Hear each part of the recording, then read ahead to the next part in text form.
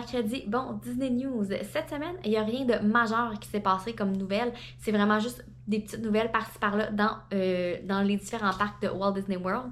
Donc, je vais commencer tout de suite avec Magic Kingdom. Cette semaine, depuis lundi, en fait, Tron est rendu en stand-by. Donc, fini les virtual queues pour Tron. C'est vraiment stand-by et individual Lightning Lane. Ça va changer un peu la donne au niveau du rope drop puisque beaucoup de monde vont aller faire Tron le matin. Donc, Seven Dwarfs Mine Train et Peter Pan, on devrait voir les temps descendre un peu. Donc, pour ceux qui ne sont pas nécessairement fans de Tron, pour vous, je pense que ça va être une bonne nouvelle. Mais est-ce que ça va se stabiliser ou Tron va toujours rester le manège avec le plus d'attente? Pour savoir, on va attendre une couple de semaines pour pouvoir se faire une idée sur les nouvelles stratégies de rope drop à Magic Kingdom. Mais dans mes prochains voyages, je vais vous tester qu'est-ce qui est mieux de faire selon vos goûts avec si on va faire Tron en premier ou on garde notre ancienne tactique et faire Seven Dwarfs Mine Train, puis peut-être faire Tron plus tard dans la journée, voir si les temps descendent. Donc, je vais aller vous tester ça à mon prochain voyage. Ensuite, au Casey's Corner, les cast members ont reçu des nouveaux uniformes. Donc, après avoir eu les nouveaux uniformes pour les employés de Main Street, on est rendu avec Casey's Corner. Fait que j'ai vraiment l'impression que Disney sont en train de updater un peu les uniformes un peu partout dans les différentes boutiques et lanes, tranquillement pas vite. Donc, peut-être qu'on va voir aussi des nouveaux uniformes ailleurs dans le parc. Mais pour l'instant, c'est ceux du Casey's Corner maintenant qui sont nouveaux. Maintenant, on va aller direction Epcot. À la sortie du manège de Nemo, il y a un aquarium qu'on appelle The Seas et à l'intérieur, on peut voir différents poissons, mais il y a aussi des manatees et des dauphins.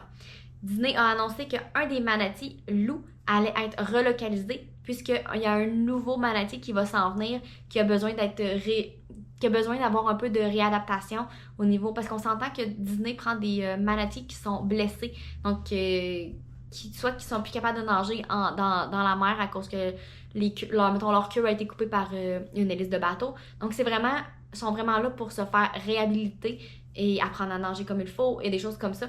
Donc Lou maintenant a fini sa réhabilitation, donc il va être transféré ailleurs et il va y avoir un nouveau manatee qui va s'en venir. Donc inquiétez-vous pas, il va en avoir encore 2. Et il y a aussi 3 dauphins qui vont quitter et eux autres aussi vont être remplacés par d'autres qui ont besoin d'être rééduqués. Ensuite, au pavillon de l'Italie, ils ont reçu des lunch-fly et des sacoches sous le thème du pavillon de l'Italie. Donc, chaque pays maintenant commence à avoir ses propres collections avec Disney, avec lunch-fly et compagnie. Ensuite, au pavillon du UK, ils ont reçu une collection de Mary Poppins. En fait, c'est juste 2-3 articles, mais Mary Poppins commence à mettre sa touche un peu partout dans le pavillon du UK. On se dirige à Hollywood Studios maintenant.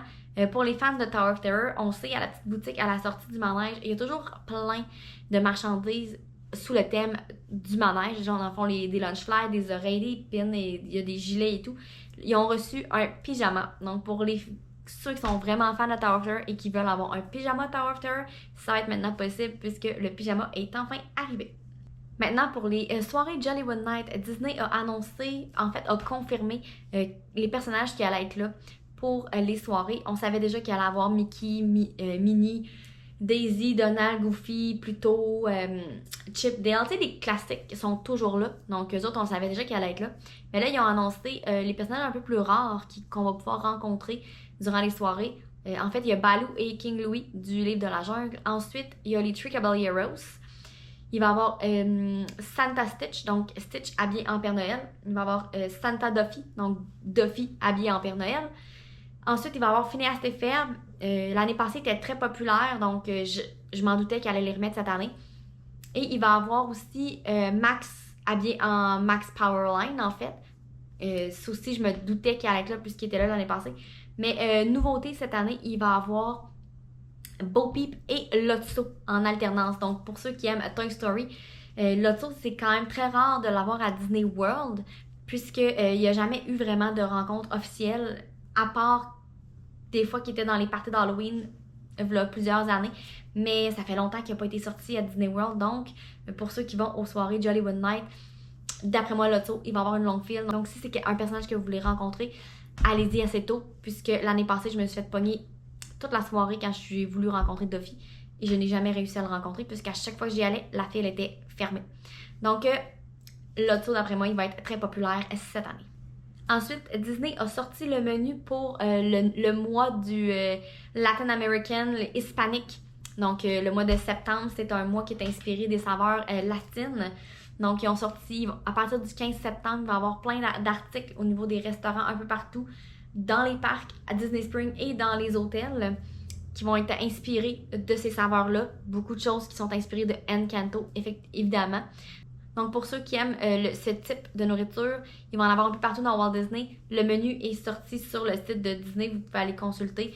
À vous de faire vos choix pour votre prochaine visite. C'est pour le mois de septembre. Donc, normalement, ils commencent vers la mi du mois puis ils finissent, ils empiètent un petit peu sur le mois suivant. Mais c'est vraiment pour un temps limité. Ensuite, la collection Disney Eat pour le mois est sortie. En fait, ça, c'est la collection où pendant un an, à tous les mois, c'est un snack différent.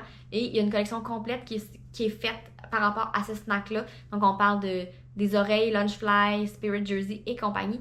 Donc, pour le prochain mois, c'est les Candy Apple et ils viennent tout juste de sortir la marchandise. Donc, pour ceux qui aiment les Candy Apple, c'est le mois pour vous.